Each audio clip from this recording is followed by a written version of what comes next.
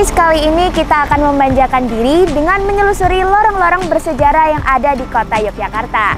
Nah, tapi dolan kali ini bakal beda vibes-nya karena kita akan cobain armada baru yang ada di belakangku nih, Jogja Heritage Track. Kalian penasaran? Let's go kita coba!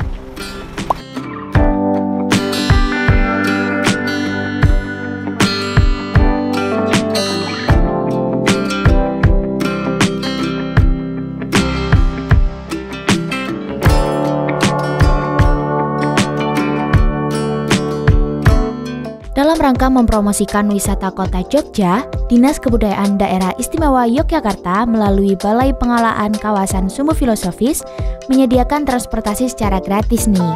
Namanya Jogja Heritage Track. Wow, keren ya guys.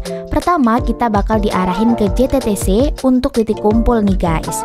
Bus ini memiliki 2 unit. Warna kuning adalah bus Malioboro dan warna merah adalah bus Keraton. Masing-masing memiliki rute yang akan melewati Sumbu Filosofis.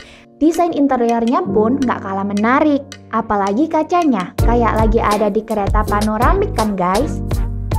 Nah guys, jadi gimana? Kalian penasaran nggak sih sama apa aja yang bakal kita dapetin saat menggunakan fasilitas ini? Tentunya kita bakal mengenal sejarah dengan cara yang fun dong pastinya.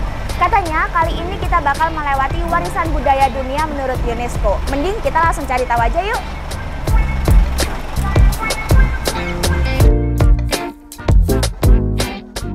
Per tahun 2023, UNESCO telah menetapkan Sumbu Filosofis Yogyakarta sebagai salah satu warisan budaya dunia. Nah, Sumbu Filosofis ialah semacam satu sumbu imajiner lurus yang menghubungkan Tugu Jogja, Keraton Jogja, dan Panggung Krapyak. Kawasan Sumbu Filosofis Jogja melambangkan falsafah Jawa, yaitu Sangkan Paraning Dumadi, alias daur hidup manusia.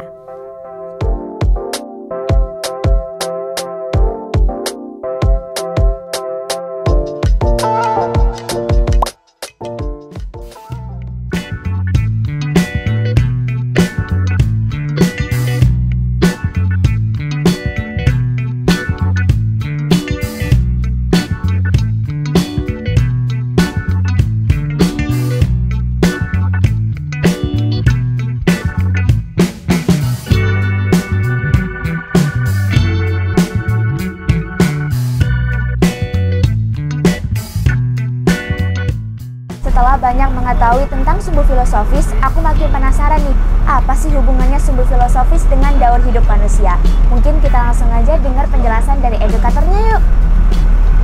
Baik, mungkin saya perkenalkan terlebih dahulu mengenai Sumbu Filosofis Yogyakarta. Jadi Sumbu Filosofis Yogyakarta ini merupakan sebuah konsep tata ruang yang dibangun oleh Pangeran Mangkubumi atau Sultan Hamengkubuwono I untuk membangun kota Yogyakarta, di mana beliau membangun kota Yogyakarta itu menggunakan konsep dalam ajaran hidup yang menjelaskan mengenai asal mula dan tujuan hidup manusia, Mbak.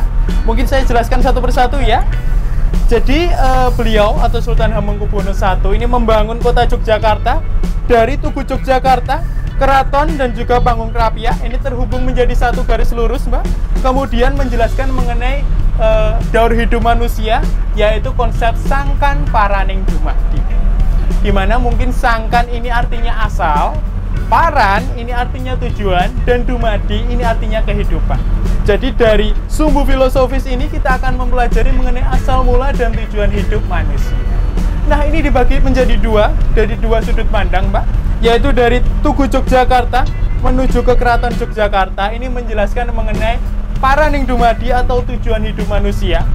Sedangkan dari Panggung Krapyak menuju ke Keraton Yogyakarta itu menjelaskan mengenai asal-usul kehidupan manusia. Jadi seperti itu, Mbak. Terima kasih. Sama-sama, Mbak. Oh iya guys, balik cerita lagi nih tentang rute Panggung Krapyak. Kalian tahu nggak sih apa itu? Dulunya Panggung Krapyak merupakan tempat raja untuk berburu loh. Berburu apa? Yap, berburu rusa. Di bagian atas bangunan terdapat kotak-kotak kecil yang dulunya kotak tersebut digunakan raja untuk nginceng binatang buruannya. Halo semua, kenalin aku Tika dari Ponorogo. Perkenalkan, nama saya Heri Purwanto, saya berasal dari Sukabumi, Jawa Barat. Halo teman-teman semua, nama aku Zafira, aku asal dari Kebumen, Jawa Tengah. Sumbu Filosofi Yogyakarta adalah salah satu istilah yang digunakan untuk merepresentatifkan kota Yogyakarta. Jadi semua keistimewaannya, keselarasannya, dan semua keindahan yang ada di Yogyakarta terangkum dalam satu Sumbu Filosofi Yogyakarta. Garis imajiner ya, dari pantai selatan sampai ke Gunung Merapi. Aku pernah baca-baca juga terkait hal itu, tapi menurutku itu menggambarkan suatu kehidupan ya, siklus kehidupan di mana dari kelahiran sampai kematian.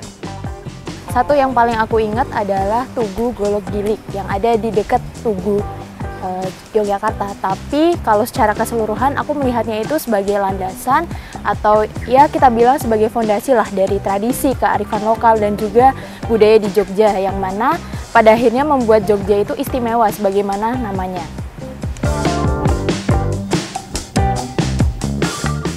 Merapi. Jadi simbol segitiga menunjukkan salah satu tempat ikonik yang ada di Yogyakarta, yaitu Gunung Merapi.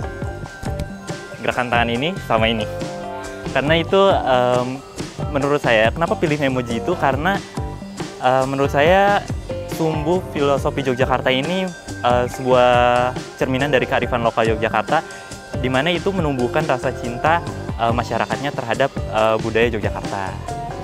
Kalau untuk menggambarkan Sumbu Filosofi Jogja sendiri, aku akan pilih untuk menggambarkannya sebagai lilin. Karena kenapa? Ketika kita bicara tentang sumbu itu nggak akan jauh sama yang namanya cahaya ataupun terang ya. Dan kenapa aku memilih lilin? Karena ya aku rasa bahwa sebagai landasan itu sendiri, akhirnya Sumbu Filosofi Jogja akan memberikan pakem ataupun arahan terhadap bagaimana pengembangan kebudayaan ataupun Yogyakarta secara keseluruhan.